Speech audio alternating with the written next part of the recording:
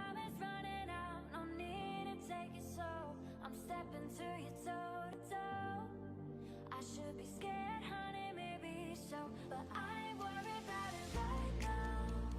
Keeping dreams alive, 1999 heroes. I ain't worried about it right now. Swimming in the flood, dancing on the clouds below. I ain't worried about it.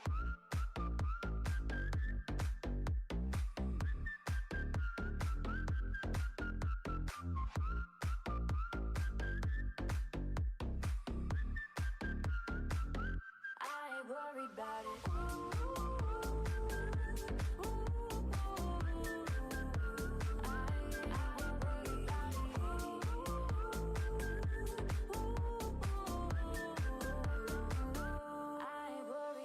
I don't know what you've been told, but time is running out, so spend it like it's gold.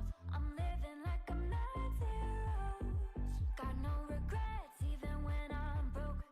Yeah, I'm at my best when I got something I'm wanting to steal. We too busy for them problems and problems to feel. Yeah, yeah, I'm stressing, just obsessing with sealing the deal. I'll take it in and let it go, but I ain't worried about it right now. Keeping dreams alive, 1999 heroes. I ain't worried about it right now. Swimming in the flood, dancing on the clouds below. I ain't worried about it. Ooh, ooh, ooh, I ain't worried.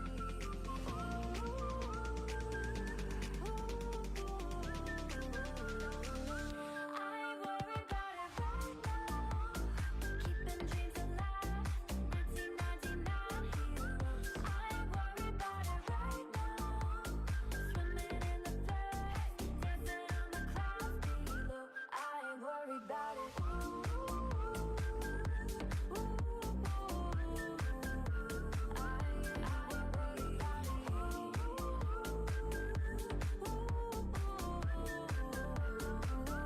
I ain't worried about it. I take a deep breath every time I pass your door. I know you're there, but I can't see you anymore. And that's the reason you're in the dark. I've been a stranger ever since we fell apart. And I feel so helpless here. Watch, my eyes are filled with fear. Tell me, do you feel the same? Hold me in your arms again. I need your love, I need your time. When everything's wrong, you make it right. I can't do that here. I can't lie. I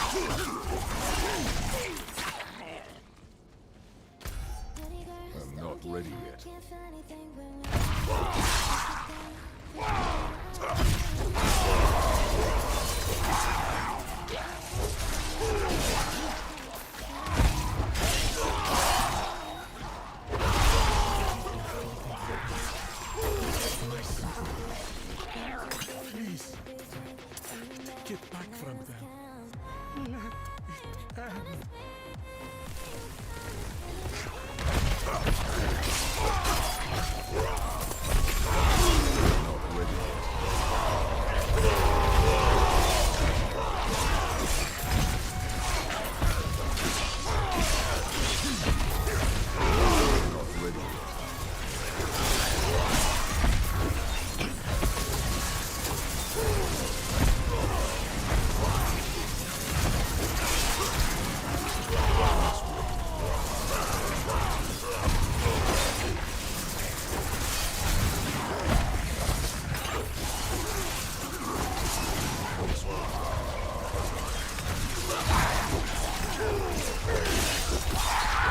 Low on fury.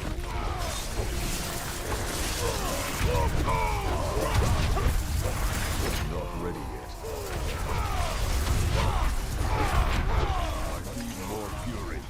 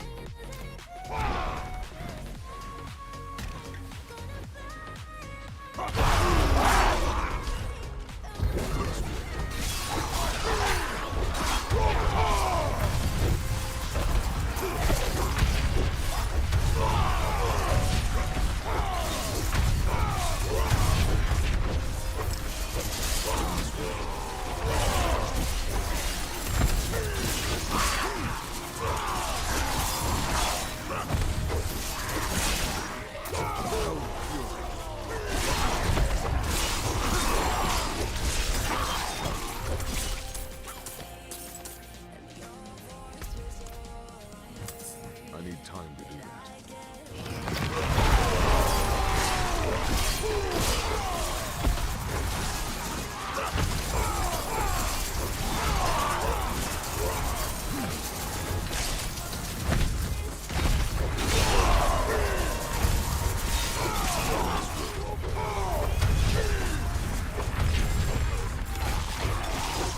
Out of fury.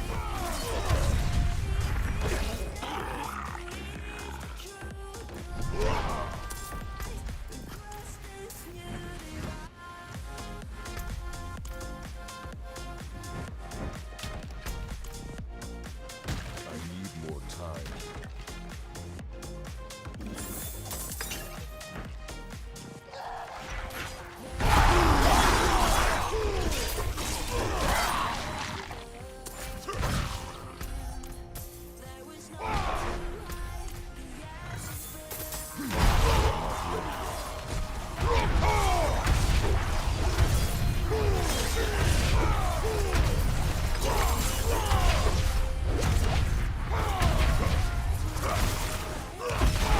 Not ready yet.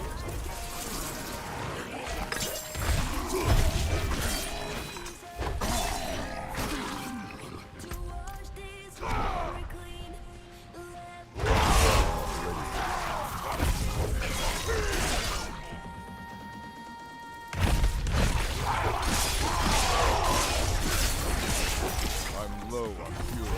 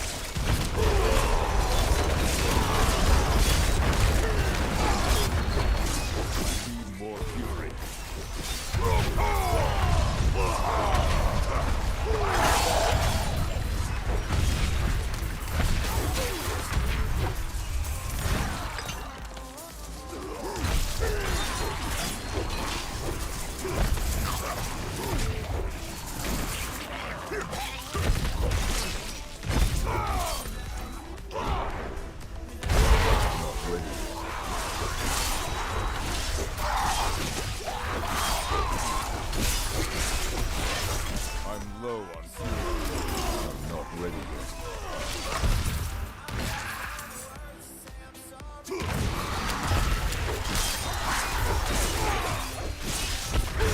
Not ready yet.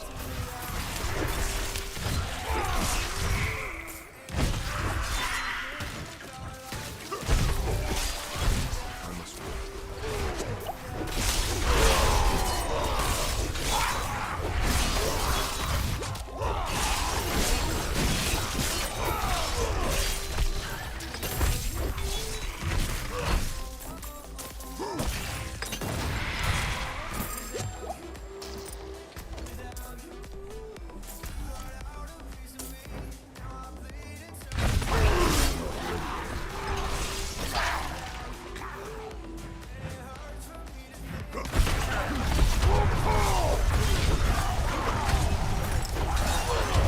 I need more time.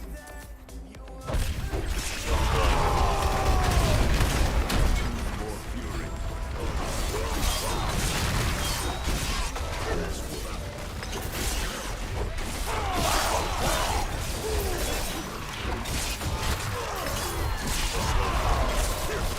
Let's wait. Let's wait.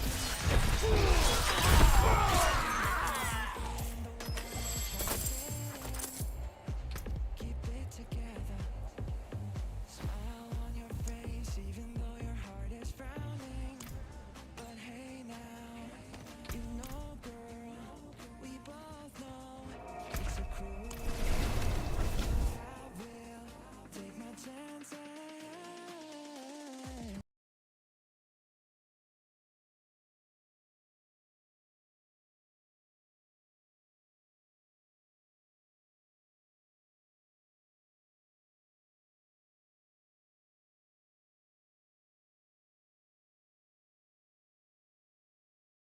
Fixes? Ladies, gentlemen, and haradrim of all ages, after 8 days without a single hotfix, we had a really busy night last night, giving us 2 whole hotfixes for Diablo 4. On top of that, the conversation on seasons resetting progress is still in full swing, people voicing tons of concerns about it and hoping for dev response, to which of course the devs have in fact responded. On top of that, there is a pre-rendered cutscene in Diablo 4 right now that you could easily never see if you aren't looking out for it, and it has some implications for the future too, so that's pretty important. So let's talk about all the things that have been going on in the Diablo 4 community in the last couple of days. First up, of course, is the hotfixes themselves, the juicy stuff. The first one's main change was fixing up the Druid loot table, which means removing the Barbarian unique weapons, Overkill, Hellhammer, and Ancient's Oath from being able to drop for Druids. As a Druid main, I'd gotten a couple copies of each of those, and it's part of why I started my Barbarian a little bit earlier than I expected to be, because hey, if you have the uniques, why wouldn't you, right? The thing is, that was 3 extra uniques capable of dropping for Druid that they couldn't really use, at least not properly,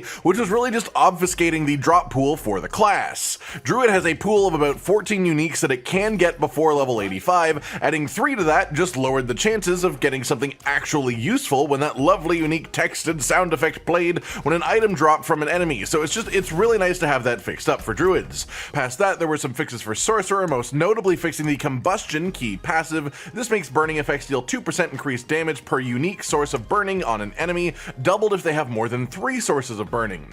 This was actually broken until today. It wasn't working right, something in the code wasn't calculating this correctly, and so it was far weaker than it actually should have been. But now they have that fixed and it should be working as intended. In theory, this won't just instantly make Fire Sorcerer super strong, it was pretty weak before, but it is good to have it fixed, and hopefully that playstyle will get a bit of love in the upcoming balance patch as well. Past that, there was an issue where ice shards would cause significant controller vibration, and that's been fixed as well, and otherwise this patch is just stability improvements, performance improvements, normal stuff, right? Well, as it turns out, right after this hotfix, a bunch of people were reporting issues with Hammer of the Ancients, an ability for Barbarian, saying that it actually got nerfed quite a fair bit, and that it wasn't even in the patch notes. This was starting to become a much more popular build for Barbarian as of late, especially for high Nightmare dungeon pushing, so just stealth nerfing that would have been a bit of a nasty move. But we did get confirmation that the hotfix did nerf Hammer of the Ancients, but no, this was not actually intentional, it was some sort of bug between the actual stability improvements for the ability and the numbers somehow. Adam Fletcher, the community manager for the game, said that the team was looking into it, and within literally just a few hours, Hotfix 13 came into existence. The first item of this fix was correcting the infinite monster spawn glitch that can happen in stellar events. This was a pretty potent method of XP farm, but now, of course, it is gone, and it is a reasonable thing to remove as well, all things considered. That is clearly not an intended game mechanic. Then past that, they rooted out the cause of the Hammer of the Ancients issue. Apparently one of the things that they did in the previous hotfix was try to improve stability and performance for this ability, and, well, somehow that actually resulted in a proper nerf, and so it has just been fully reverted to the way that it was before, and it should be working fine now. All that to say, this was an extremely quick response from the dev team. There was an issue with the hotfix they made, and clearly a bunch of people stayed late at work on a Friday night to fix the mistake, so I think that that deserves a bit of recognition at the very least. Past that, we just have some tweets from the developers themselves that give us more information about the current state of the game, as well as their plans on it for the upcoming future. The first one was in relation to a tweet about experience gain and how it seems a little bit stunted in the late game. Adam says there are quite a few tweaks to XP coming even beyond Nightmare Dungeon changes, and of course, remember the seasonal blessing system will grant you some bonus XP during the season. For those that remember them bringing up that system in a pre-launch live stream, the original numbers were something like 3% increased monster XP gain per rank, up to a maximum of 12% because you could have 4 ranks, but that is a decent amount of extra XP, that's nothing to scoff at, and that's always subject to change, of course, as far as the numbers. That said, I am very interested to find out what they are going to be doing with XP gain in general, especially if they are changing things even outside of Nightmare Dungeons. Hopefully it's just good for everyone as a whole, as the journey to 100 right now is just an absolute slog. The experience required is just nasty past level 80, and once you get past level 90, it would take you so much gameplay just to get to level 100, even if you're just using XP farm methods. Just so much. Moving on from that, we have a couple of tweets giving interesting yet somewhat conflicting timelines on that massive patch that we know is just around the corner. This one is in response to more questions about the Necromancer Shadow Corpse Explosion visual problem. We know that the fix to this issue is part of the proper client patch that they've told us this a number of times in the past, but the specific wording of note here from Adam Fletcher is next big client patch, which is coming soon. This of course implies that the client patch will be coming soon. Past that, we had someone question how long it would be until Nightmare Dungeon buffs that were talked about in the campfire chat, and the response to this was that these changes are actually going to be split into a number of different smaller sections that will be released over a number of patches and hotfixes over the coming weeks. Essentially, there are a lot of changes coming, and the Nightmare Dungeon ones won't necessarily be in one big bunch so much as they are just spread out one little bit at a time. Past that, we should also talk about the tweet that we covered last time that said the big patch was in the coming weeks, and said that it had been less than a week since the stream. This implied that it would be a bit longer than we were expecting, but the earlier tweet that we just talked about Necromancer visuals also implied it was relatively soon now. So to me, the likely spot for this, based on the just sort of Venn diagram of these two tweets, is actually the coming week ahead of us. But again, a lot of the information on the timing of this patch has been a little bit contradictory, so trying to guess the exact timing that it will land for us is a really tough game to play. Past that, we had some more questions on seasons and gripes about the concept as well. Someone asking if non-seasonal characters get to experience new content, or if it is just within the seasons. And we know the answer to parts of this already. Stuff like the season quest line and the themes that are applied to the world will be season only. The season pass itself will be season only. But Adam Fletcher replied new legendary powers and uniques from the seasons will transition to the Eternal Realm after the seasons end. Some people misunderstood this and assumed they meant only the items on the character already, and we're all already complaining about how the Eternal Realm will mean nothing if it's missing these important parts of gameplay. No legendaries and uniques for people who don't take part in the seasons will suck. But Joseph Pipiora corrected all of this, even correcting Adam Fletcher when he said that new legendary aspects and unique items are added into the game, and when this happens, it will not actually be locked to the seasonal realm at all. You don't even have to wait until after the season. These will be made available on the Eternal Realm at the exact same time as the seasonal realm. This means if you are someone who only wants to play on the Eternal Realm, you can still get any new uniques and legendaries that they add to the game when they are added to the game in the first place, which is actually really cool to hear. I was under the belief that this wouldn't happen until after the season was over, which would mean a 3-month or so gap between the servers that would really suck for the Eternal Realm players, but this changes that quite significantly. Past this, finally we had some confirmation about the ultra rare all-class unique items that are in the game from the lead class designer for Diablo 4. We have a full video talking about this as it's quite an important topic and what it means as a whole if you want to check that out, but the short summary is that these items actually do not drop from enemies that are under level 85. which is why they've been considered as rare as they are. For as many people as are playing the game, literally millions, the number of people that are actually above level 85 is only a pretty small fraction of the player base even at this point. And that is pretty much everything of importance from the devs themselves, but we do have one actual thing of note left, which is the existence of a post-credit scene for Diablo 4. Once you finish the campaign, the credits roll. There is even a fast forward button, but you have the option to skip the credits too. Personally, I made it about 4 or 5 minutes into the credits, and then my brain was like, okay, this is too many names, I can't do this, I'm sorry, I appreciate you all, but I can't. And then I hit the skip button. I assume I am far from the only one who did this. People skip credits all the time in games, but if you did that in this game, you may well have missed the post-credits cutscene. It's nothing massive, I wouldn't call it a spoiler either, really, but it's about a 3 to 4 second just flash of a demon's head partially submerged, and by all accounts, this is very likely to be Mephisto, the prime evil of hatred. We didn't actually fight any proper prime evil level demons in Diablo 4, which is an interesting thing to note, but this could easily just be implying that we will do so in the future, likely in the first expansion for Diablo 4, whenever that actually does happen. All that to say, there is more to come for this game. They planned more, we knew there was more, and while this doesn't really change anything, as if you were paying attention to the story anyways, you probably assumed it would go this way, but I just thought it was neat to see this post-credit scene exist, and the vast majority of players probably never even saw it because of where it is. And that's just about it for today, everyone. Just a nice roundup and breakdown of all the news from the Diablo community over the last couple of days. The rest of the weekend should be pretty quiet in that respect, but I'll likely be back on Monday or Tuesday when even more stuff starts going down. I hope you enjoyed the video, and personally I hope this big patch comes soon because I am so excited for it that it is genuinely affecting my sleep, which of course tells me that I am a very, very healthy human being.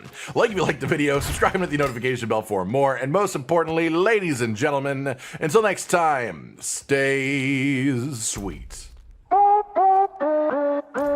Josh, Cotton, and Hollow with the videos, dropping the humor like a hammer on your tippy toes, bringing entertainment on a daily arrangement to take our insanity and turn it into entertainment. Yes, I said entertainment twice, to reiterate that it is nice to look into your faces on a mostly daily basis when you let us in your homes to make the whole world a stage. Sorry.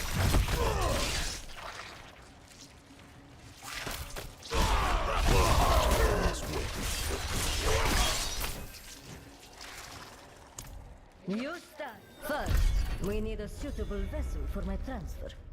There is a cave nearby, housing a magically sealed chest. Open it with the chant Isun Seni Aproxus. Bring me the contents of this chest, and you will be rewarded.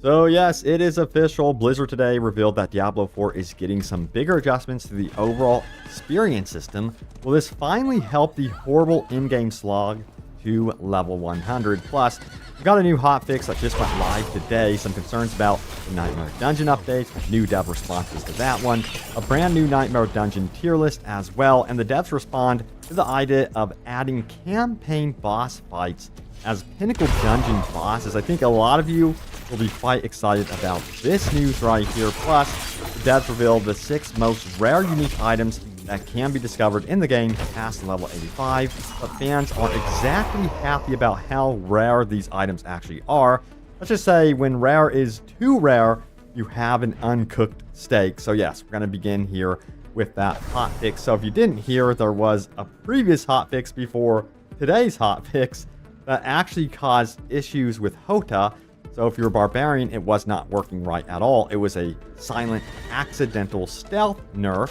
So check this out right here. It goes on to say this, hotfix 13. So yes, gameplay fixes, they address the issue with how many monsters could infinitely spawn in cellar events. You may or may not have heard about a recent exploit with cellars, nightmare dungeons, and rotating between events. Well, that has been adjusted. You can no longer do that. Next up, we have this one right here for class changes for the barbarian.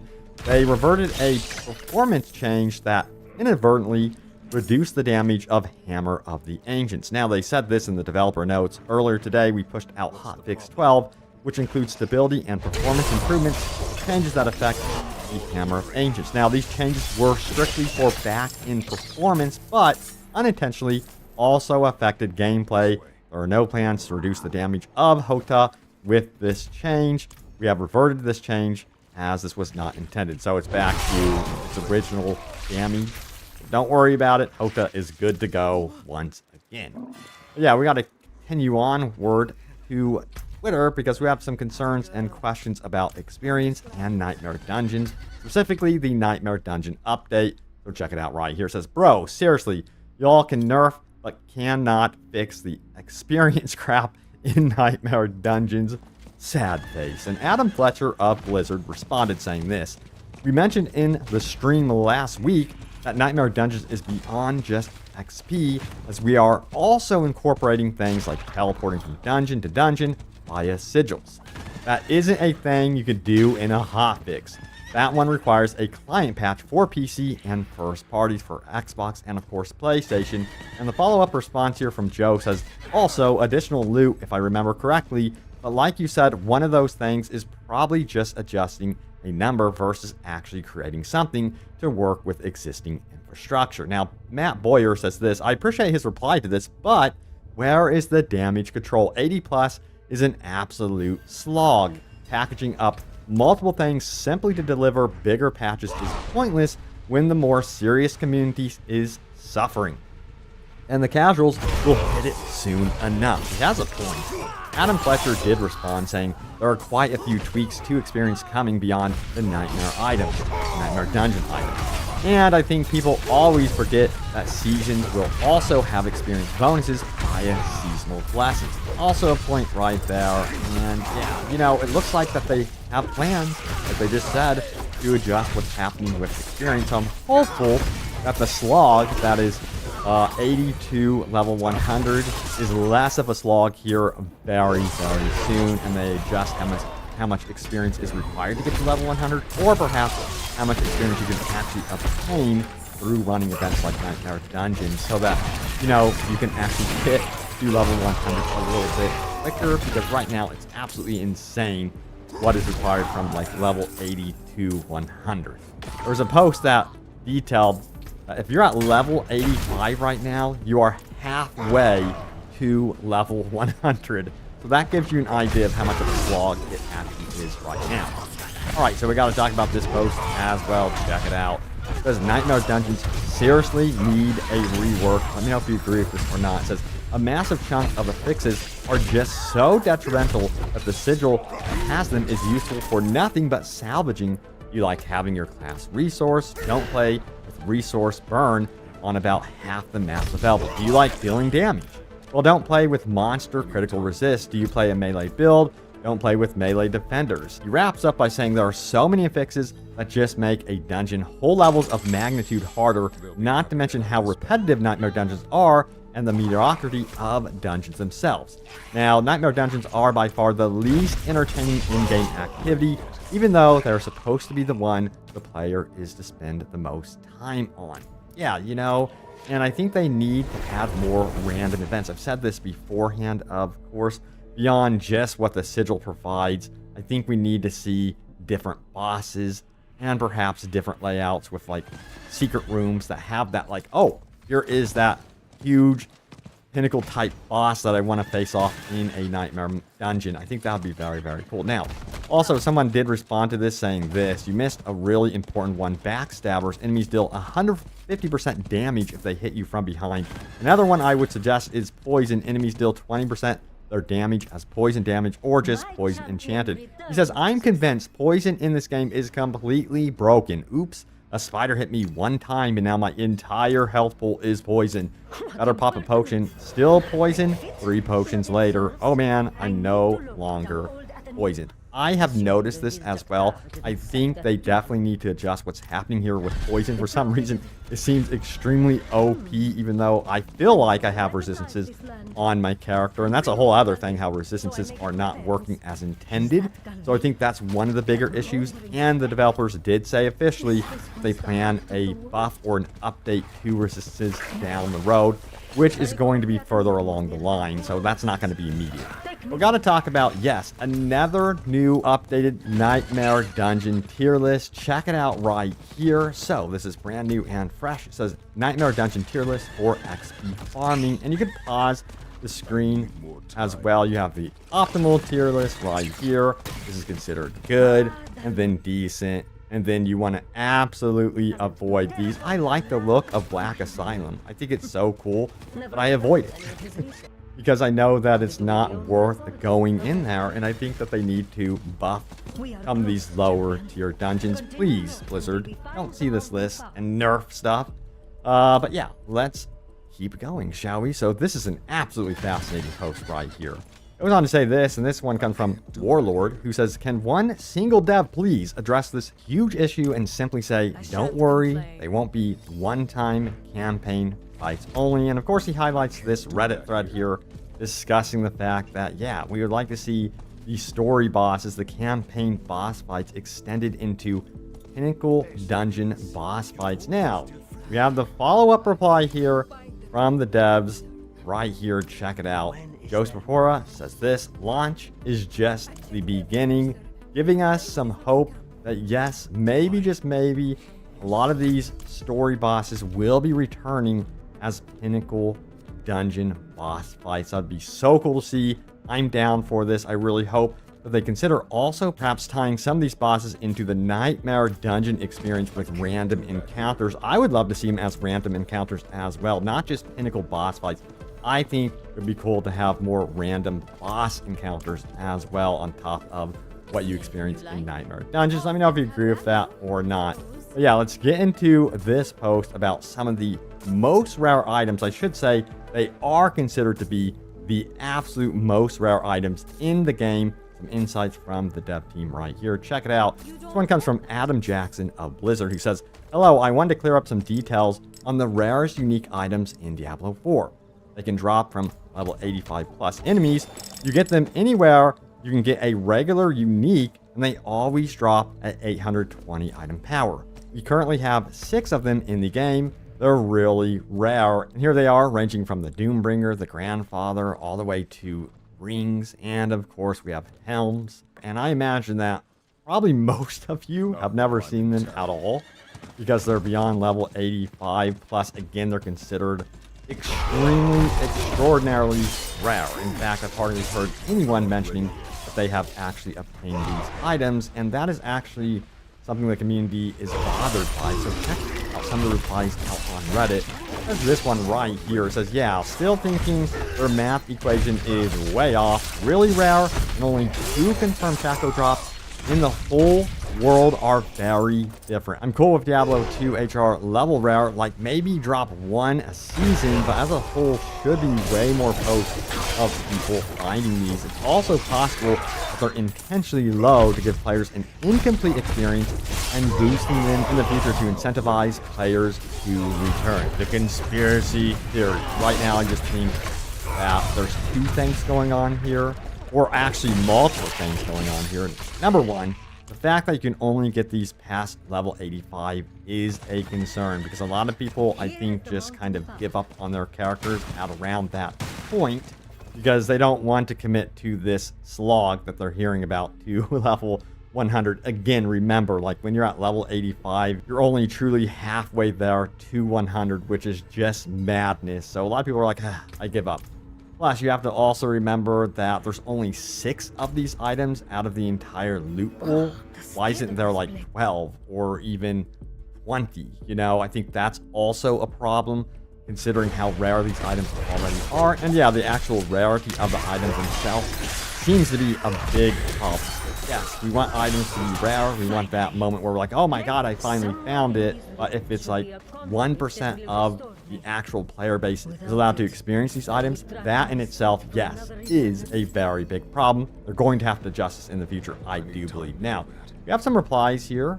check it out. It says, I think a lot of people stopped before they got to level 85. So the drop rate seems super low because, well, the amount of people playing high tier content is super low. That could be a possibility, but it says there's tens of thousands of people at 100. There should be at least one Reddit post of a person on a US server getting one of these 6 items once. I'm almost positive they just threw in some bad conditional logic and calculated the drop odds incorrectly with some paper napkin math, and now they're sticking with it. It'll be changed in a Season 2 match. Yeah, I think it will be adjusted. I think it's going to have to be adjusted. And we have this one right here. Yeah, I turned 72 on Barbarian recently. Realized there are only 3 items in the game that will give me significant power boosts, and none of them actually change the way I would play.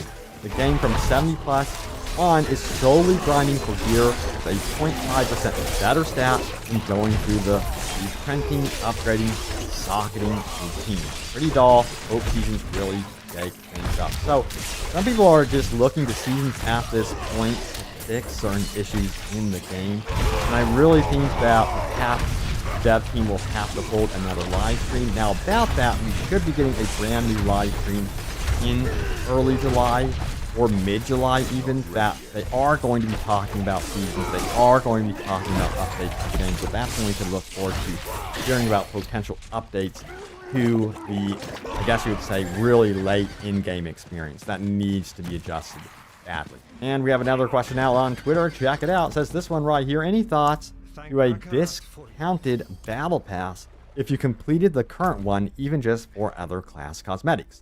I remember on Immortal, I wanted to get the cosmetics for other classes when I finished, but there was no option. Now let's scroll down to the official response here from Rod Ferguson, who says this: Diablo 4 Battle Pass cosmetics are class agnostic, so you earn them for all classes. So if you didn't know that, going into this, yes, the Battle Pass will be offering, you know, some really cool cosmetics that can be applied essentially to all of your classes. So at least there's that as good news. Now we have this one right here as well. Can we please have communication regarding the VRAM memory leak? It's affecting a lot of us. Game is truly amazing, by the way. I enjoy it so much. I bought a new GPU to play. Guys, I'm about to buy the 4080. I cannot wait. So yeah, I'm looking forward to seeing what the updated visuals of Diablo 4 look like through ray tracing and DLSS 3. But anyway, we have Adam Fletcher who says this: we talked on stream about having numerous PC optimizations coming in the next few client patches before Season 1. So yeah, there are going to be some PC optimization stuff that you can look forward to, and it seems like they are going to be addressing that memory leak issue as well. All right, back to Reddit. Let's go. So we have this one. You should be able to bind your town portal to your favorite capital. Yes. Make it happen, Blizzard. It says, honestly, it would save me so much time instead of opening my map and clicking on the shot every time. I should just be able to right-click on it and set it to favorite. I like the shot because everything is so close to the waypoint and there isn't any terrain in the way, but I'm sure everyone has their own preferences. It shouldn't matter where in the world you are, especially if you're running dungeons, because if you want to go somewhere else, it's easy to click on the waypoint that isn't your default. Such an easy quality of life change to make. I agree. That's my go-to town, by the way, as well. It's just easy to memorize where everything is. It's closely packed together and it's easy to get around. Next up, we have this one right here. I kind of hate the build lock-in in Diablo 4. So, been enjoying Diablo 4, and I've gotten to level 81 on my rogue. I love the pin shot build I'm running, but I hate the fact that if I want to run an alternate build based on Flurry or Twisting Blades, I'm better off making 2 new characters and leveling and gearing them up. By the way, this sucks both for a time investment perspective. Hello, fellow gamer dads with 25 jobs and 700 kids. And from a character freedom perspective, play how you want. I want to be able to switch my builds on the fly depending on the content I'm running. For example, Nightmare, Dungeon Push, Pinshot, Hell Tides, TB or Flurry, PvP, TB. And then you have Open World, Flurry. If I want to change my build now, I will 100% go broke and burn all my gold for a respec, manually have to click all the Paragon away and switch out boards and glyphs. Manually have to set up the skill tree click by click. Have to use a third-party app like D4 Build to keep track of my builds since there is no in-game option to do so. I know this was the intended design Blizz has for builds in Diablo 4, but I hate it and I don't even understand why they had this design choice in the first place. Every single player in our little guild hates this and is actively stopping them from any form of experimentation. They all just said F it and followed a build guide. No one will try and make a build for the upcoming season, and neither will I. I'm just going to copy paste Maxwell because F this build system we have now. Come on, Blizzard. Change this already. Make build respect an option in game. He has a very good point. You know, one thing that I've noticed playing the Whirlwind Barbarian, it's not particularly powerful in some ways versus, you know, bosses, single target enemies. I need to adjust it, and I want to be able to adjust on the fly. And Whirlwind, for me, is excellent for clearing those nightmare dungeons. And then when I get to a boss, I kind of want to change it up. So yes, I do think that there needs to be options for this going forward in the future. And it just seems like a lot of the community is saying, hey, you know what? We want more freedom. Just give us the option to also very easily, one click, be able to redo our entire Paragon board. You know, that's what a lot of players want. All right, so now it's time to get into your top comments. Remember, leave a comment down below. It could end up in a future video. So yes, we're going to start out with my YouTube members. Again, thank you so much for joining. If you decided to actually hit that join button below, you have a higher chance, of course, of appearing at the tail end of my videos as a top comment. So get into this right now. We have this one right here from almost, I believe it is, 8165, who says this: keep up the excellent videos. All your videos are in-depth. Keep gamers up to date and have a relaxing, chill vibe to them. Hopefully Blizzard stops being a hall monitor and lets gamers just enjoy the game. I've never understood why game developers get upset by too much loot. It would be as if I ordered a piñata and candy started falling out, and then the manufacturer all of a sudden started putting duct tape over it and stopped letting the candy fall. Fingers crossed for the massive patch. That's a good metaphor right there. Yeah, you know, of course, I think people are still bummed about the overall dungeon nerf to mob density. They want you to head into Nightmare Dungeons. So I'm hoping that in some way they make us very excited for Nightmare Dungeons. Especially if they do some updates to them in Season 1. There needs to be more incentive to go into Nightmare Dungeons, and it needs to be more interesting. Right now, there's just some Nightmare Dungeon mechanics that are actually kind of a pain. And it feels like just such a letdown heading into some of these Nightmare Dungeons. So yeah, some adjustments need to be made for sure. So great points there. Now, let's get into your top comments on my latest video, which was this one right here. Diablo 4 just got a new update. Devs on Nightmare Dungeon buffs, and our players quitting. So are you guys quitting Diablo 4? Do you feel like you're giving up?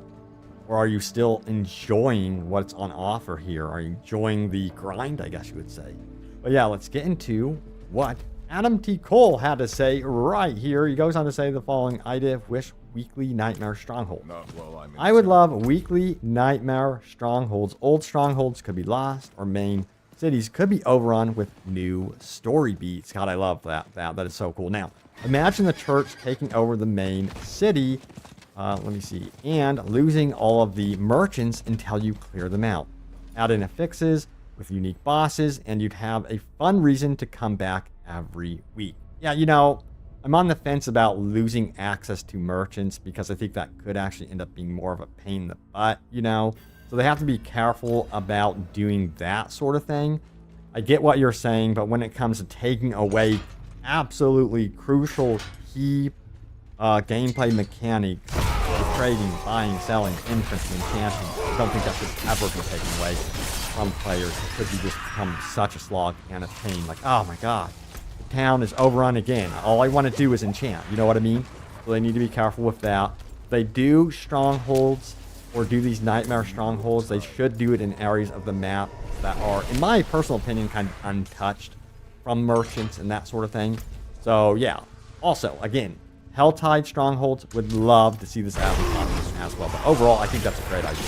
Next up, we have this one right here. This next guy says, I have personally sunk over 100 million into respec costs, trying things out on my rogue because I like doing my own builds and have the time to farm it out. I feel farming a few dungeons to work towards a full swap is a nice interaction, but 13 dungeons if you are getting 1 million per run is a bit much. I think it should be around 5 to 7 or 7 dungeons worth of gold, excuse me, for respec. I just feel with how high it is now, really encourages metagaming and following guides more than to add weight to your decisions. 13 each dungeons might not feel as bad when they add the instant teleport to dungeon keys, however. Not sure if it is the amount of dungeons or the amount of times my horse gets stuck traveling between keys that is the true annoyance with. Yeah, you know, it just seems like some people don't like the slog at all. They just want to be able to respec. So that might be the issue. Why not run the dungeon, seeking out the new gear and focusing on that and bettering your character instead of reworking your character, you know, and being punished for wanting to rework your character. So definitely an interesting discussion. I get where Blizzard is coming from in some ways. I do understand they want your character to matter, and they kind of want you to see your build, and then every season try something new. But it just seems like it's becoming an irritation to most players. Alright, so we have Ultra Kev81 who says that would actually be a really cool idea in Diablo 1. The dungeons went incredibly huge and deep. That said, imagine a dungeon that would just go on and on, get more difficult as the further you go down. Like an infinite dungeon, see how far you can get. You kind of have bragging rights to that. I get that. That would be very neat. But yeah, thank you all so much for love and support on the videos. Look out for more Diablo 4 news and updates. I have you guys covered, and I will see you all next time. Take care.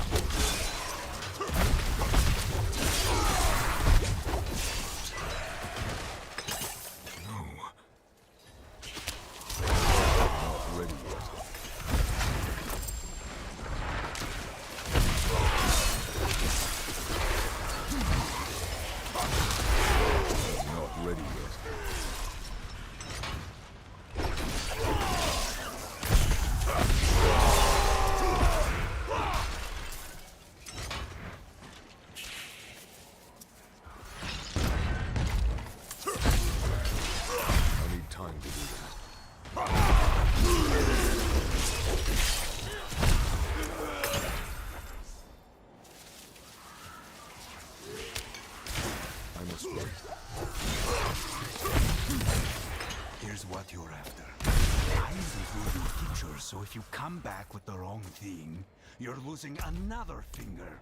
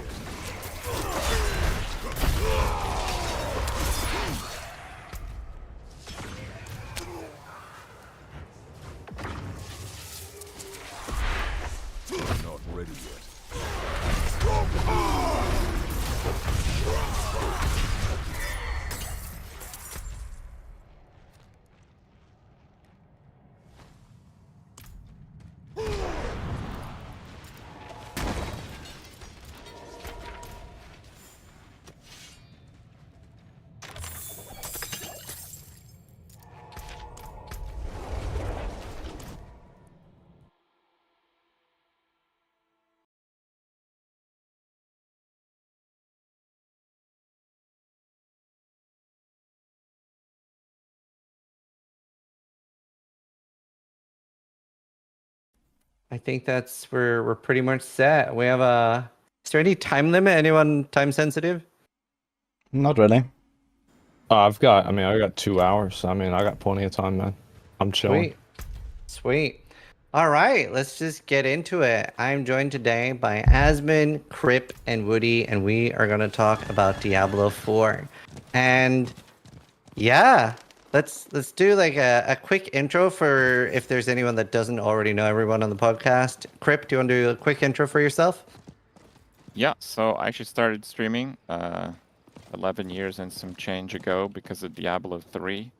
So we couldn't miss this one, and I've been streaming it a lot along with a bunch of other games, I guess, and it's been pretty fun. Awesome. Woody? Yeah, I have also been streaming for 8 years now or so, starting in Diablo 3 Season 1. And I've been playing a lot of Diablo 3, some PoE as well. And, well, now Diablo 4 was something I've been waiting for a long time. I've been preparing for this and having a lot of fun with it so far. It's been great. Awesome. Asbin? Well, I've been streaming about 7, 8 years, something like that. Made videos before then. Big fan of Diablo 3. Actually, never really played a lot of Diablo 2, but I've been excited for Diablo 4. It feels so weird to be here actually playing the game, talking about it, after how many years that we just got quarterly updates about the game, and it's actually out. It's so astonishing. So I'm glad to be here. I skipped most of those quarterly updates. Yeah. Like, I know when they're talking about gear without a release date, it's like, nah, I'm good. I'll just figure it out when. No, I didn't. when I it needed the comes out. YouTube content. Very true. And I'm Zizarin. I've been streaming Path of Exile for 7 years, so Diablo is a big change of pace. Streamed Diablo a little bit, but not a lot, and mostly Diablo 2. So I think we have a lot of different opinions here. I think we do have a topic list that I made, but I think we could start talking about the dev talk, because that just happened. And honestly, there was a lot more information and good stuff there than I was expecting, because a lot of the past talks I don't feel like was that much info, but this one was pretty decent. Woody, Yeah, I agree. Sorry, Woody, anything that really stood out to you on the current dev talk that you were excited about? Yeah, absolutely. Especially the Nightmare Dungeon stuff. I mean, in general, they seem to have like, a really nice pace now with their dev talks, and I think they have been getting better overall anyway. So they had like, these other chats already previously, and they started really, not very juicy, but it's getting better, I think. And this one in particular, I think that the Nightmare Dungeon stuff, the changes with like making them more interesting or like more valuable, and then the teleports, that surprised me, that you can teleport to a dungeon. I think I didn't see that coming, because they were like so, I didn't either. Yeah. they were like so, focused on this like immersion and traveling around and stuff. So I figured they would actually do something about, something to do on the way instead of giving a teleport. So maybe they caved in the end. But yeah, that's definitely a welcome change for most people, I think, though. That was like the biggest thing I wanted. That was on my wish list. And yeah, I was scared too because of all the immersion stuff. Actually, I disagree a little bit. I think if they gave us like an infinitely sized Nightmare Sigil tab, I wouldn't care so much, because I just have thousands of them in my inventory. Yeah. I just pick up like 20 of the same one and go there. Like the teleport would be secondary to the stash filter size, different tabs. I don't even know where to start with that. Yeah, but I think they want to break up the autonomy of it too, right? Like, not everybody enjoys doing the same dungeon repeatedly, so they want to break that up without punishing them for running between dungeons. But now it's going to be a ghost world. I wonder about that. Like, I'll be honest, I could really see why. Like, if they didn't make this change, I would have defended it. If they were like, we don't want to make it like that, we want people out in the world, I would have understood that, because they did that in WoW with Mythic Plus dungeons. And like, maybe like a good middle ground would be then just letting people teleport if they completed a certain nightmare level. But I feel like if they're already letting people do it at this point, like, it's done. Like, there's no taking it back now. It's also, though, it is a bit of a ghost world already, because it's 12 or 16 people per shard, and even like our trade chat is limited to the shard. So yeah, that's why there's like nothing in the trade chat. I'm like, okay. I didn't even know that. Yeah. So I don't know. I think it would make more sense for the immersion if you could see everybody, and that would make the world feel more alive. But yeah. I think that's one of the best things about MMOs, right? Is like whenever you're out in like the city and you can see everybody. I think that's one of the coolest things. So it is kind of, it's kind of sad that there's so few people in the area. They could do a middle ground where they don't shard the cities, but they shard the areas outside. That way you don't have to like wait for spawns, but you actually get to trade and talk to people in town. Well, that's actually the intent. Like the towns are more populated. Like you can see that there's more people, but there's still like very few compared to like, you know, WoW, right? Where there's like literally hundreds of people standing around. So this is probably like more what you would expect. I think they could maybe like increase the numbers for towns in general so that they feel a bit more lively, I guess. I know this is a little unrelated, but you know, when I think of town, I always think of like having to run back and forth to the stash like way too much. You guys remember when they added Jeeves to World of Warcraft? Like, in Wrath of I the need Lich one King. of those. Just like automatically. Well, I'm sure they'll add it into the shop. I didn't play Wrath. No. Yeah. Yeah, I don't know. I thought what they were gonna do, because like the towns are crazy. They put the chest in like the worst location in every town. I thought what they were gonna do at like some sort of endgame was unlock the Horadrim hideout. You know, the one that were in the campaign. Let us have that, and they could even have that as a clan hideout, so you could see everybody in your clan running around in the Horadrim hideout. That'd be sick. Wait, which one is that again? That would be really cool. That's the one like where, you know, like you go down and like you fight that succubus, and then Donan's there later on, and like that girl is rifling through his stuff. Yeah. Okay. Yeah, yeah. That's the one where you don't want to be a Barb. Yeah. Oh, yeah. Yeah. That's I haven't right. tried Barb yet, except for the 25 demo. I mean, Yeah, that'd be it's fun to nice. play. I mean, it's like, are you guys having fun with like what class are y'all playing? And like, like if you could rate like your enjoyment of your class on like a 1 to 10, what would you do? What would you say it is? I'm doing Rogue, and then a Rogue again, and a third Rogue right now, and I would say 10. All right. That's a high score, dude. That's a high score. Well, I like I don't Rogue. rate a lot What of can I things say? 10. Yeah. There's not a lot of 10s. Well, Mostly operate in the single digits. Crip, what about you? Well, I played Sork until the last couple days, and I think Sork experience is really cool. Like, it's a nice class. There's a lot of like cool stuff you could do, and there's a lot of stuff that you can try. I'd say the Sork experience is like a 9. It's good.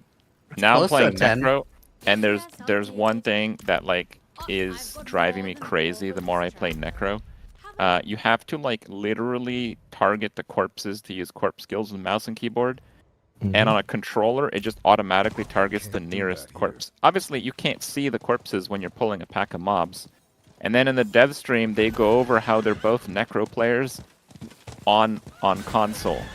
So this is never getting fixed. Yes. Yep, there you go. Your controller players getting auto aim in yet another game. But it's insane. Like it's not just auto aim. It's not like you can't cast it. It does the cast and fails if you're not targeting a corpse. Wow. Yeah, punish horrendous. So yeah, maybe Necro's they like could 3. increase the range of like the target acquisition a little bit, right? So you don't have to exactly target on the corpse, and it just like has a bit of like a radius. That would be it has to be like hitbox to hitbox, but the corpses are actually really tiny. So, yeah, exactly. And also they get covered up by like every other mob that's in the area too. And like then you're stuck in an animation lock, and it's like kind of it's not necessarily great. I remember having that happen whenever I was playing on the beta. Yeah, that's not ideal. Asmin, what have you been playing, and how would you rate it? I'm gonna be honest, I played Barbarian at the beginning, and holy shit, like 1 to 50 as a Barbarian or a Druid, in my opinion, is not fun. But I've just finished getting all of my legendary powers, getting my Paragon, and so like I feel like I played Whirlwind Barbarian, and it's only gotten more fun. Like every level I get, it's just more and more fun. So like it started as like maybe a 3 or a 4, and then I'm like level 50, now it's like a 6 or a 7. And now I'm level 75. I've got pretty much everything that I need, minus like 1 or 2 things. And I would say now I'm sitting at probably a 9 out of 10. Like, because I just spend the win, and that's it. I don't even have to look at the screen. Wow. I need more time. I've played 3 classes. So I did the first 100 push on a Sork in a group. And so I haven't really experienced the solo Sork yet, and I tried playing a little bit after the group, but my character's so weak after the group push. I would say Sork in a duo, 8 or 9. It was so fun because there's so much synergy with other Sorks. So I think a 4-man Sork group would be really fun. And then I'm doing Rogue right now, which I think I'm like level 90 or something. And especially with like the Shadow Imbue, that's like, for PoE players and stuff, that like feels like PoE, right? You get those huge explosions and absolute blast. And the Rogue, I got boosted to level 50 and it felt like a dream even when I started playing it. I got Druid boosted too, and Druid at 50 after getting boosted is the closest I've come to hating the game. Like that. I have heard people say it's better if you play yourself from 1 to 50, so you have some of the gear, but like starting Druid after a boost was just like, I'm in pain. I would give Druid like a 3 after getting boosted. So that really needs... You don't have those legendary powers I have none of the legendary powers, and the auto attack is like... It's like me, but in the game. It couldn't be more useless. So I've seen Druid is like super sick when you have the stuff you need, but it's very painful without it. Yeah, I think Druid probably has like the most insane scaling with like legendaries and uniques and everything. And you have nothing, you just don't do anything after getting boosted. Yeah, I can see that's probably very painful. I've never felt so represented in a video game before. Like, pain. Beautiful. Yeah. But no, it's been really fun. Like, I definitely want to try everything to around like 70, maybe everything to 100. But yeah. That's a lot to do. Yeah. Yeah, I feel like grinding to 100, and this is like one of the things like we were talking about for like a minute before we started, is like grinding to 100. Like, I'm 75 and I'm already starting to hit like a bit of a plateau. Like, do you guys feel like after you get to like, I don't know, like 70 or 80 or so, the progression kind of stops for the most part? Because I feel like it doesn't, I don't think it's going to feel as rewarding like getting to 100. Yeah, it's definitely true. Yeah, it kind of stops when you get like most of your first ancestral gear set, and then after that, you're only even fishing for like considerable upgrades, because if it's like 5% better, you're like, yeah, I'm not using the souls to re-roll it or whatever. So yeah, for some people that's like level 61. I feel like there's this like end game part where, I mean, those of us that kind of planned out our builds, it starts to really like completely fill the Paragon board in like the 90s. Yeah. And then there's this gap that's like a good 50 to 150 hours in between of kind of doing the same thing. Yeah, I agree with that as well. So, you know, most builds are kind of like online at like, you know, level 60, 70, and like you have like, you know, your 1 or 2 most important glyphs, you have like all of your legendaries, and if you don't rely on like a unique, let's say, you know, like especially druids, I guess, you rely on certain uniques, for example, for certain builds. Yeah, you have like everything you need basically. Like the entire build, like the gameplay doesn't really change anymore, right? You don't get this like this one item and suddenly, you know, you can swap in like another skill, and you know, you don't do these like major adjustments anymore. It's just like the Paragon progression, and it feels good still to like get those Paragon levels. Like I really like that you can like keep building the Paragon board and you unlock a few more little things here and there.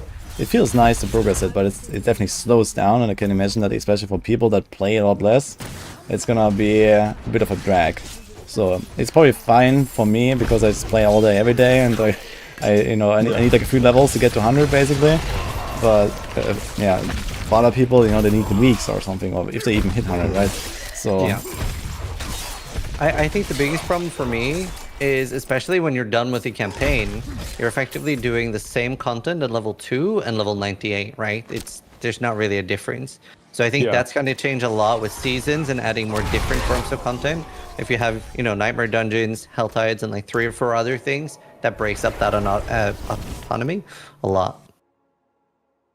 Yeah, I definitely agree with that. I think that just more different types of content is something that's like really, really important, because like if you compare, like obviously a lot of people are going to talk about this a lot since everybody here has played PoE, right? One of the things that I think is good with Path of Exile is that there are a lot of different ways to play the game, right? You can do bossing, you can do like delirium maps, magic find, etc. And like you have a lot of different ways to play. And I think that's one way that people stay engaged with the game for a long period of time. Is like, this is something that World of Warcraft did well too, is that you can effectively play multiple different games inside of playing World of Warcraft because of how many different other gameplay loops there are. And hopefully Diablo 4 keeps adding more of those to keep people more engaged after just like spam running Nightmare Dungeons gets monotonous, because that's what kind of burned me out of Diablo 3 is just doing greater rifts all the time. Yeah, I absolutely agree with that as well. And I mean, it's also like circling back to the dev chat that we just saw earlier. They did say that, you know, one of the main focus actually is the content, right? They want to add new content first before they start adding, you know, like these other smaller fixes. They're just gonna like bring them in over time, basically, right? So I would definitely expect that, you know, right now the game is like, yeah, mildly empty in terms of like the variety of content.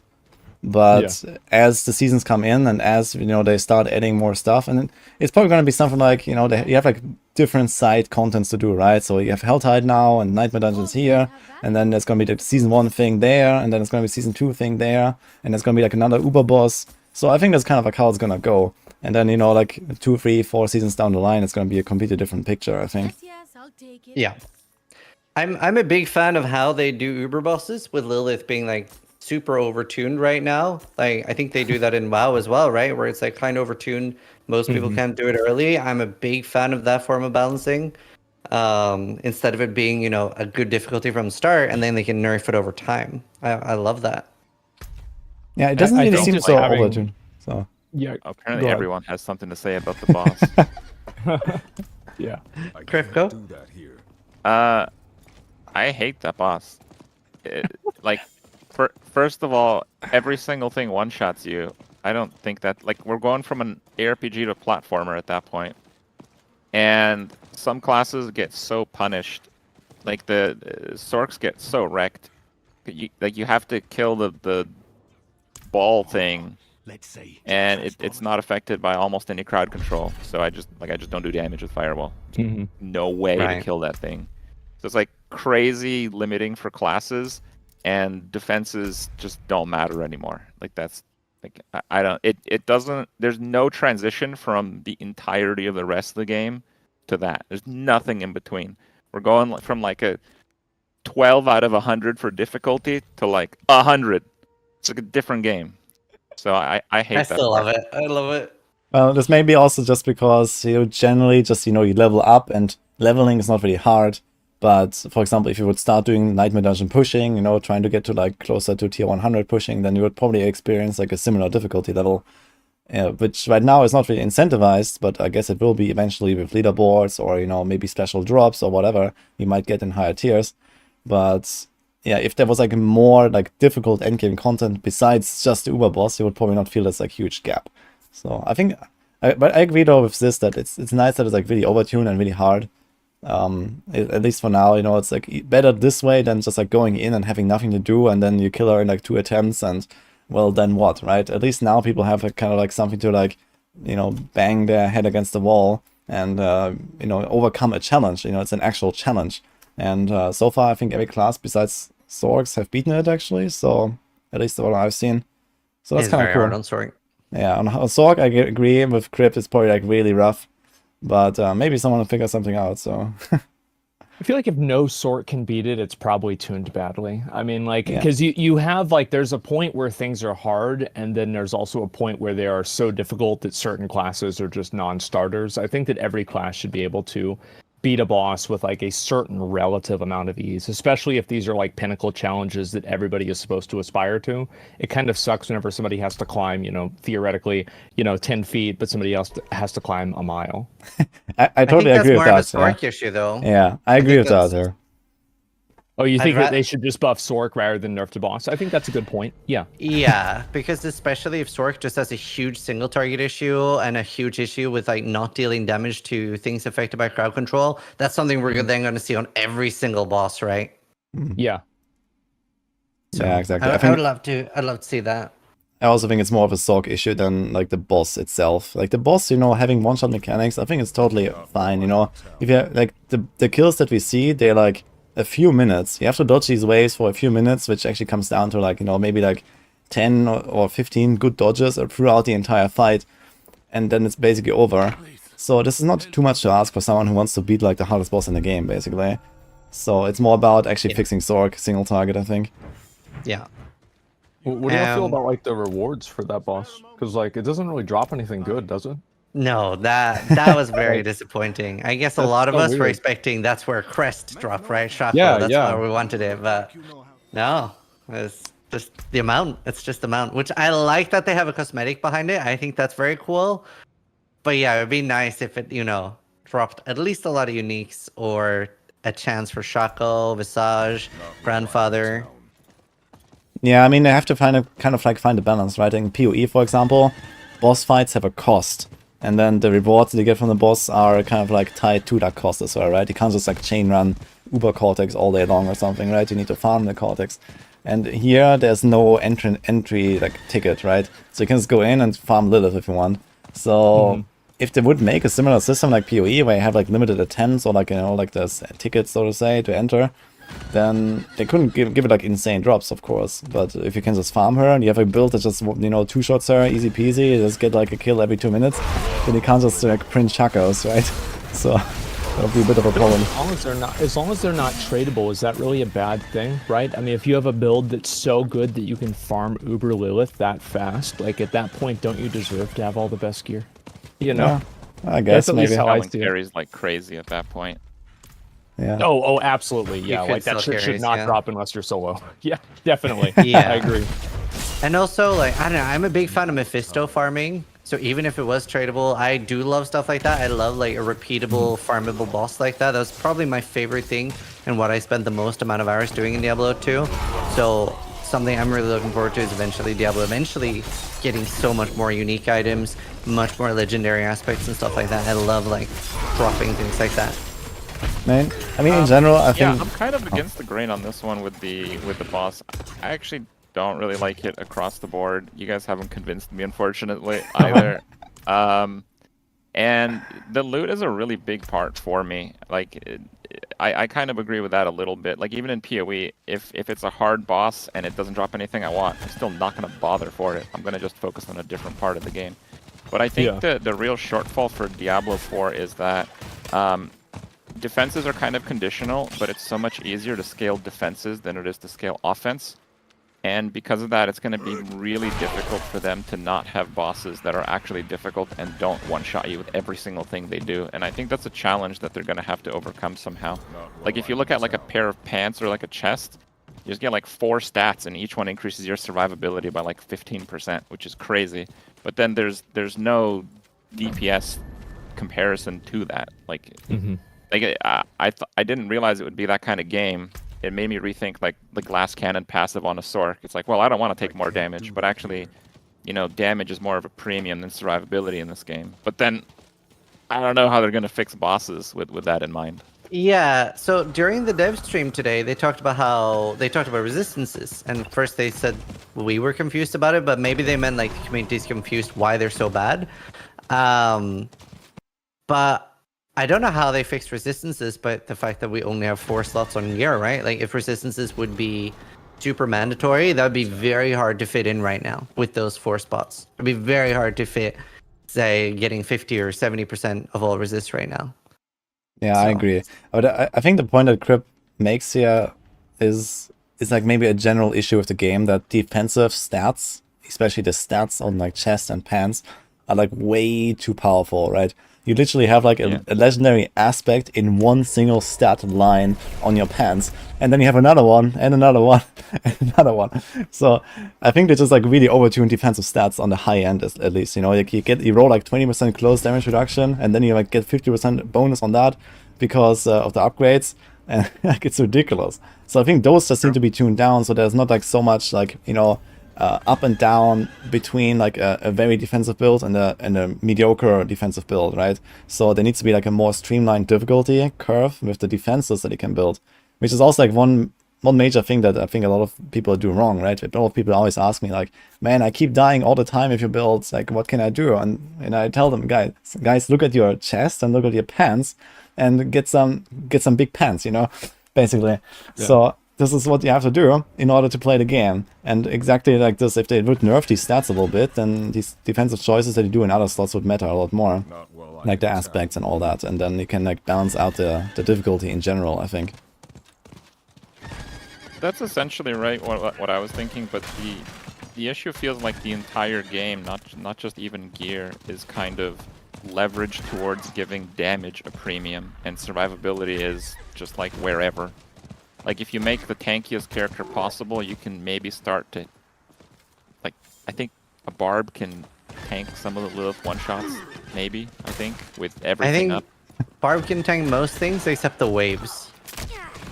Yeah, so like that. But if you compare it to PoE, defense is the premium in PoE, right? So and you get damage just to reduce the fight length. So there's this balance between defense and offense as a result of that. But when you have like offense as a premium and defense is everywhere, like I just think they probably should nerf some of the defensive stats like Woody is saying, but like it goes a lot further than just stats on gear in this game. Like I think the whole game is kind of developed that way. That damage is the premium. They just didn't want to repeat Diablo 3 in mind, I think. I do appreciate that though. I really appreciate not seeing like 9 million more damage with Meteor and stuff like that. That's literally the only reason why I hate Diablo 3. The numbers were so ridiculous. Like I think Vegito, I saw a clip of you where you hit for like 400 quadrillion or something like this. It was like I didn't even I thought it was clickbait, and I watched it and it wasn't. Like what the fuck? How did that even happen? Well, this is what happens when you don't listen to the people that say, nerf something instead of buff everything, like if you always listen to people that say, oh, please buff everything else because this one thing is too strong, like that happens every single time, but you can't do that because then you land in Diablo 3 and, well, in general, I think that I agree that it's nice to have relatively small numbers in D4, so I think that the numbers that we have, around 10k life, and you hit in the hundreds of k, maybe millions on the high end with some hard hitting stuff. That's really nice. These numbers are okay, and if it stays around that level, it's really good. And they can definitely tweak the defenses. I think this is something at least long term they should take a look at again. I think they really overdid it with these defenses. It's nice that you can have defensive choices on a gear, but they should not be so mandatory that you give up 2 times 30% damage reduction or 3 times or something, and then of course you can go on one-shot by everything, right? And the other extreme is you just tank everything. So no, it's a little bit crazy. I think also people one big difference between Diablo and PoE and why people build defense more in PoE is because there's more of a punishment for dying in PoE, right? You lose experience. Diablo, you just lose time, which I'll be honest, I hate losing experience, so I'm fine with that. But I think that obviously if you don't lose anything whenever you die, there's less of an incentive to not die. Yeah, because you just lose durability in Diablo, which it's pretty crazy. Yeah. I wonder, I mean, technically they're both time, but the gold cost is pretty small, right? I haven't played software, so. Yeah, I think it's pretty irrelevant, right? It doesn't matter. Yeah, it doesn't matter at all. Right. I'm actually more of a fan of losing experience when you die. Howdy. I like to play hardcore, but I don't want to level a whole new character. I like the middle ground. How you doing, Spicy? Good morning, sir. Good morning. You just woken up? Oh no, I thought it was morning for you. Oh, it's 2 in the morning here. Very early in the morning. Yeah, exceptionally early. How you doing, buddy? Oh, doing good. Yeah, it's 6 o'clock right now, p.m. Nice. We just got back from the park. Had a church event, barbecue. That sounds cool. Yeah, it was nice. It was delicious. It was good. Now it's 30 minutes before dinner time. Damn. Get some barbecue, man. I'm a little bit envious. Truth be told. Yeah, pulled pork. Ooh. Is that what it was? Shredded pork? So Sammy couldn't have any of it. Oh, there was chicken too. Oh. That's right, I did have chicken too. Oh, I made it to 50, dude. Oh, nice. Good job. I finally got to see that Paragon thing. Ah, you see the Paragon board, yeah. Yeah, wow. It's pretty big. It kind of like, yeah, is its own entirely different thing. Like, Yeah, then glyphs. I don't even know what glyphs are. right, so yeah, you put like the glyph in the slot, and then the glyph has an ability which can like buff you up a lot, and it has like a radius around it, and you have to get stats within the radius to unlock the abilities of the glyph, and you can level up the glyphs in nightmare dungeons to make them more to increase the radius on them to make them more stronger as well. Yeah, this gets pretty crazy. 1 point available. And you can also get more Paragon points from the doing the renown unlocks, because you get 4 Paragon points for each of the end tiers of those eventually once you do those. And there's also 4 Paragon shrines of Lilith.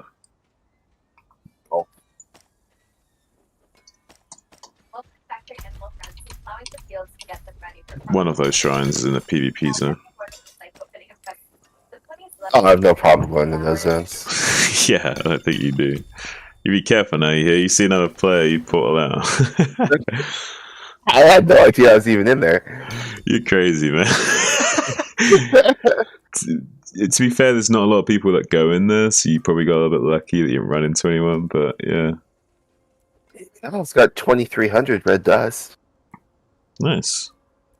I don't know what it does, but I got it. I think there's some rewards you can do. Well, there was like chests that I couldn't open, so it needed to be like enraged or something. I didn't know how to do it. Or maybe you have to kill a player to become enraged to open the chest. So maybe, I don't know, I'm guessing. I'm just purely speculating. Possibly. It's possible that's how it works. Makes sense. Yeah, I've just been progressing in the story mode now. I killed Indariel. Nice. That was cool. Like, she was all chained up. Yeah, and broke free of the chains. That was a cool fight. Yeah, I like that fight. Honestly, they did well with that fight. But yeah, the transition from her being chained up as well to not being chained up, like that was a really well-handled fight, I would say. One of the better bosses in the game. I like that fight a lot. Yeah, that was fun. I was trying to get a glimpse of them biggies, but it was too hard. Too busy focusing on the battle. By the way, I just found an interesting elixir. This is an escape elixir. It's an elixir that makes you unstoppable. Oh. Which is For crazy. how many seconds? Just one, but it doesn't matter because it's an escape. Like you could just put that on bind, like you put a scroll of escape on bind, and like you get into a panic situation where you're CC'd and you can't do nothing and you're gonna die. You can just pop this elixir, and then you can either pop the portal scroll right away, so you could just go like deep, hit the elixir to get out of the CC, and then hit the portal scroll to get out to safety, or just use the elixir just to get out of the CC and then keep fighting. See, I need to learn how to bind. I don't know. I don't know. I'll look it up. Well, you can go into the controls. It's like options, controls, and you scroll down all the way to the wheel, which is like just over about halfway down the page, and then it has like left, middle, and right, and then you bind those ones to which input you want.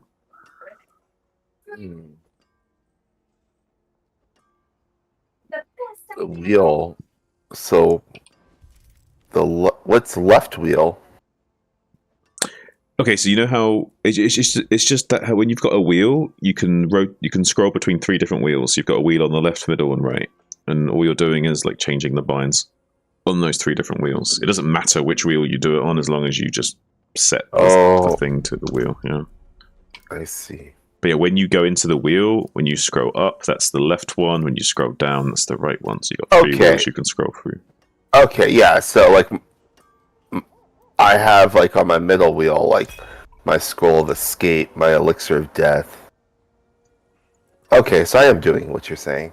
Weak third eye elixir. Okay.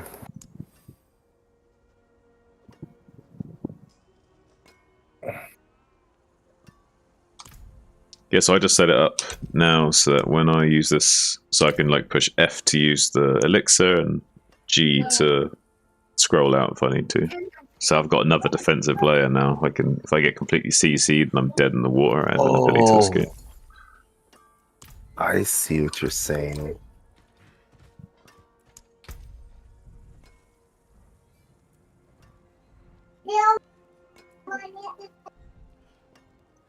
No, we're filming. Okay. Let's. Where was I? Kiki pulled out a shiny magenta cape, and she didn't blame me. She threw it over her shoulder. Yeah, and I got my mount. Yeah. Finally. Nice. You're like, I got this like the first day of the game came out.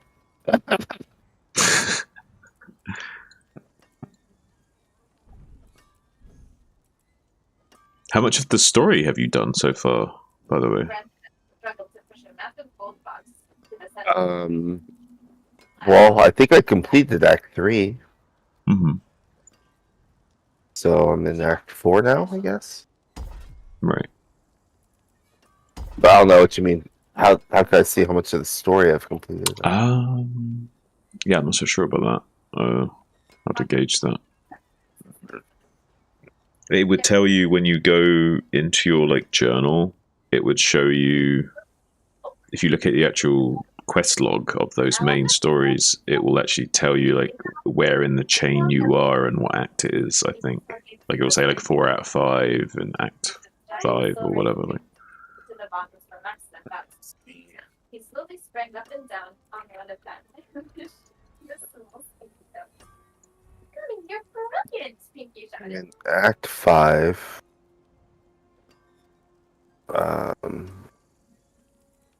The path divided. I don't know. Does it have a number on it? It said 1. Okay, so you're at the start of Act 5, it sounds like. Maybe.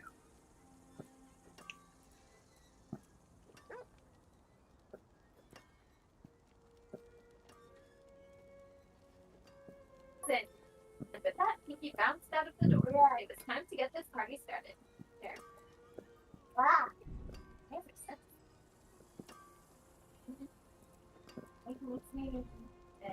Man, poison just wrecks me. Oh, poison wrecks everyone, dude. That's crazy.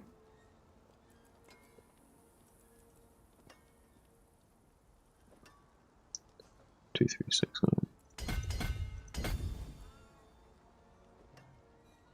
Like this.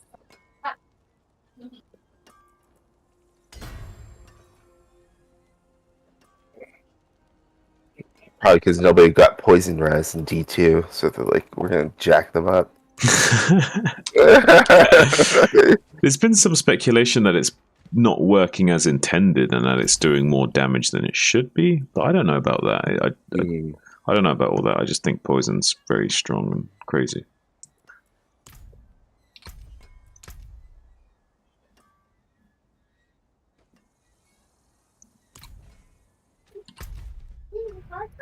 Definitely be wary of it.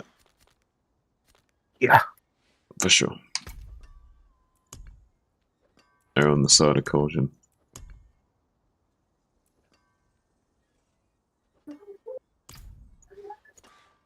Yeah, like those like wasps that spit like the bugs. Oh yeah.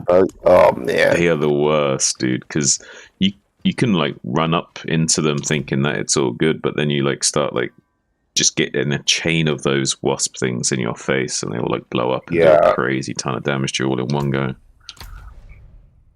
It's pretty deadly. They could definitely be scary.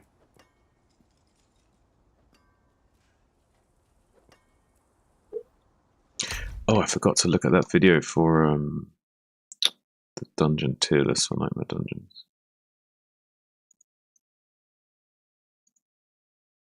So yes, it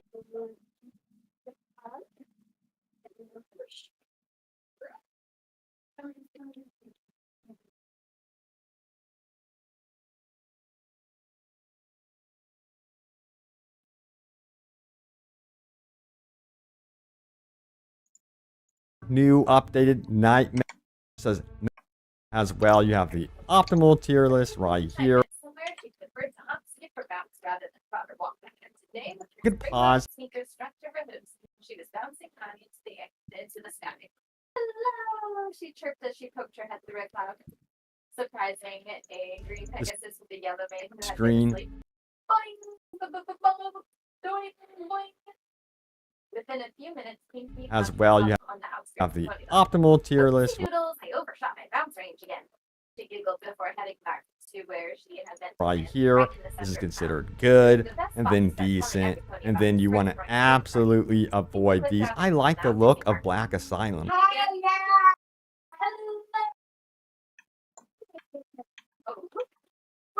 Tier list for XP farming, and you could. She said, "Can we come?"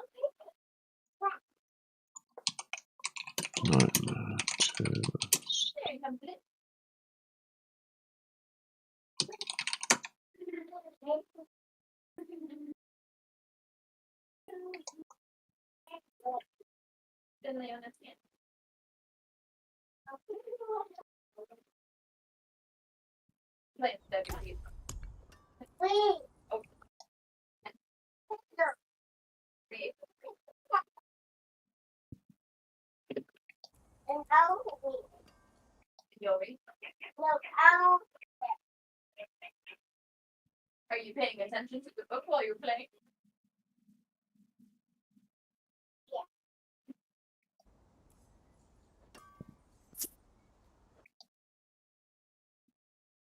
Don't want to run dark green. My burden is too great. Conclave.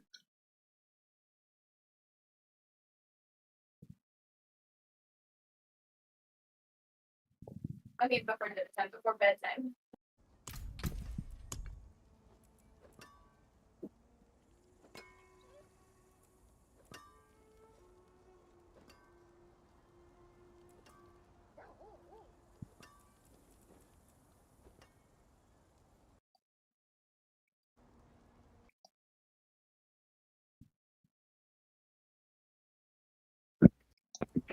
Snowball we definitely don't want to do.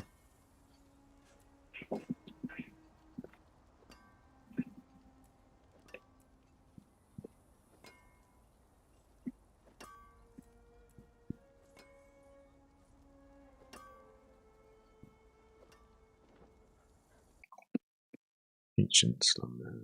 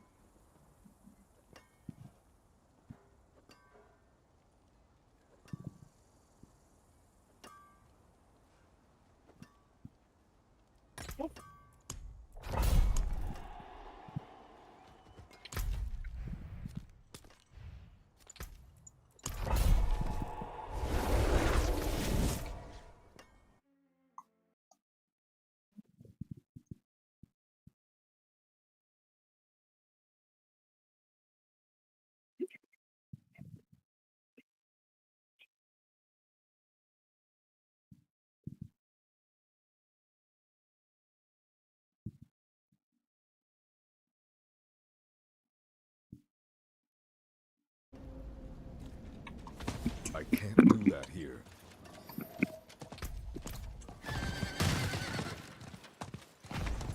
Alright, sir. I may be on later. Have a good evening. Okay, Spice, you take it easy, buddy.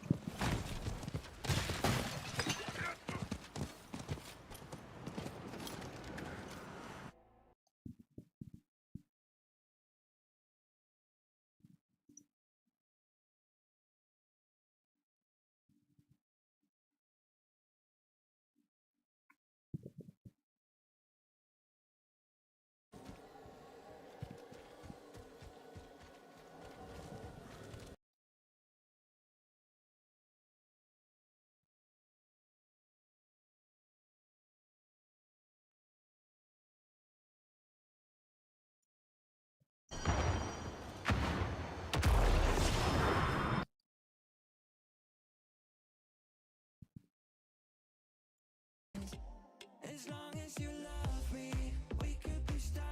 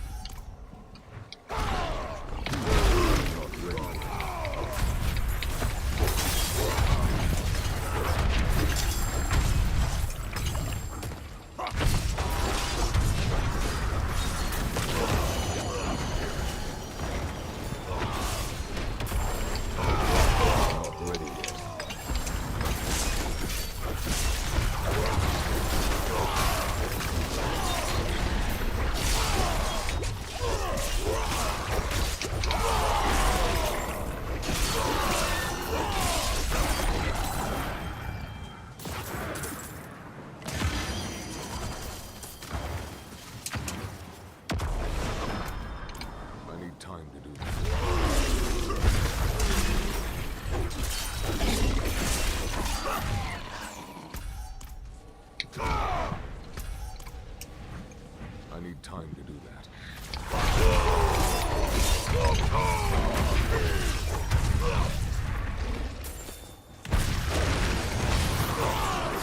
Not ready yet.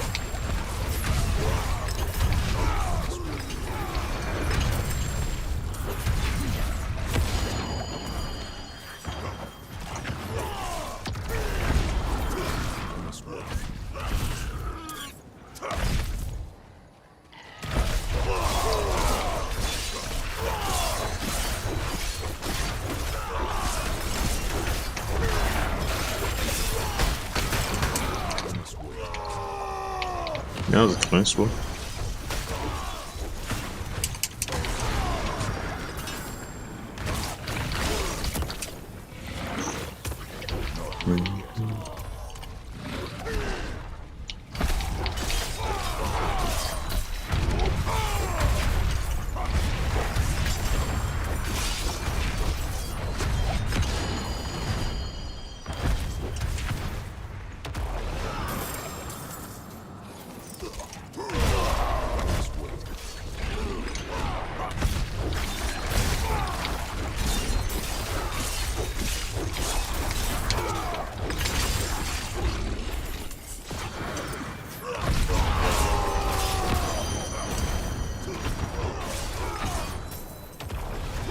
Not ready yet.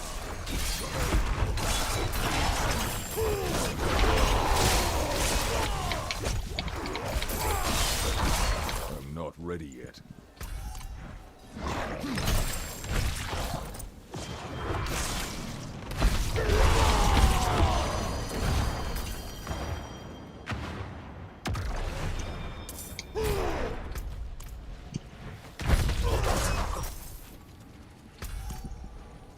I need more time.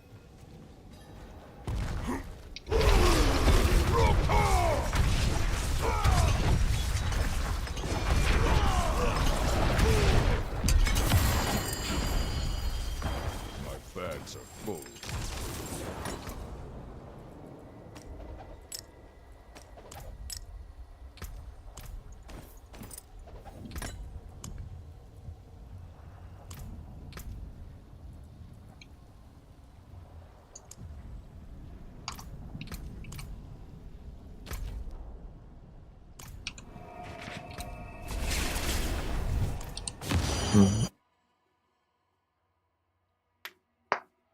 It's quite a decent amount of XP, I guess. Nearly got that lift to level 15 for the radius.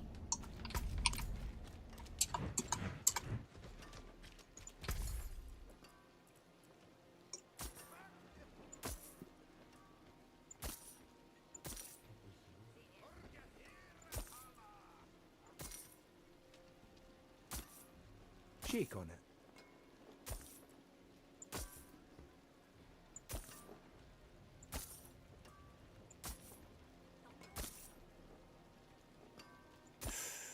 Hard bargain.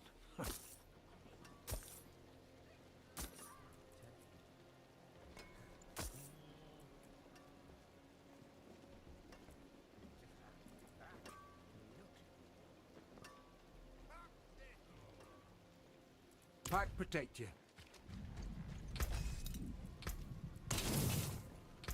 What's still got some good in it?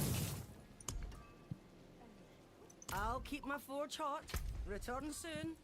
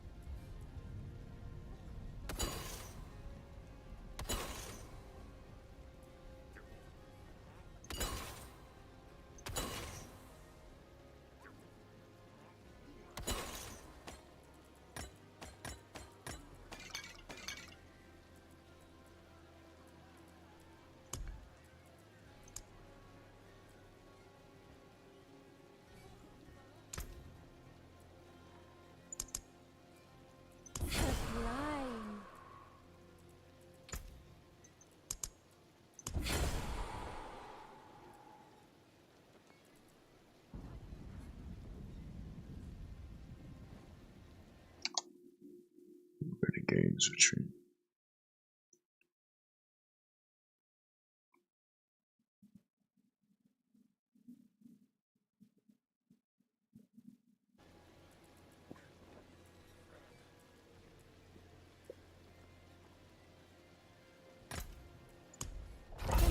await your return.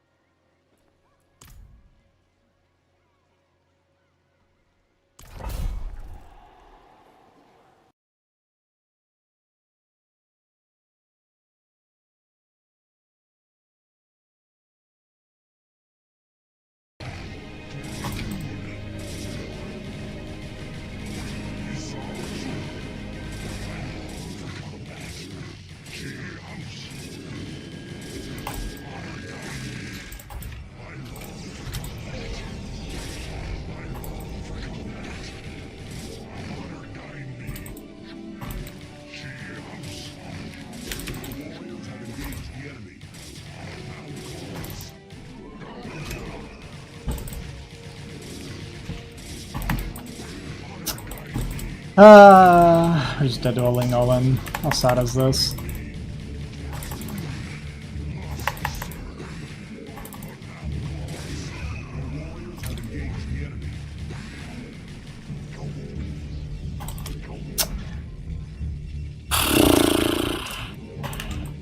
I should have been fighting with probes the whole time. It's just a Ling all in, that's all it is.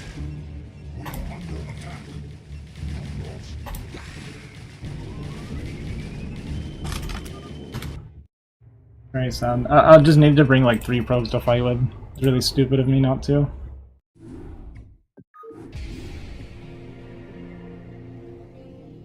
Was trading like incredibly well the whole time. Legit if I bring like 2 probes out to fight. Or bring 1 probe to rewall when I moved out with my zealot. Well, your opinion doesn't matter to me about that. Gastil was perfectly fine. He wanted to go for a speedling all in and we delayed the speed because of it for a pretty long time. All I had to do was fight with probes.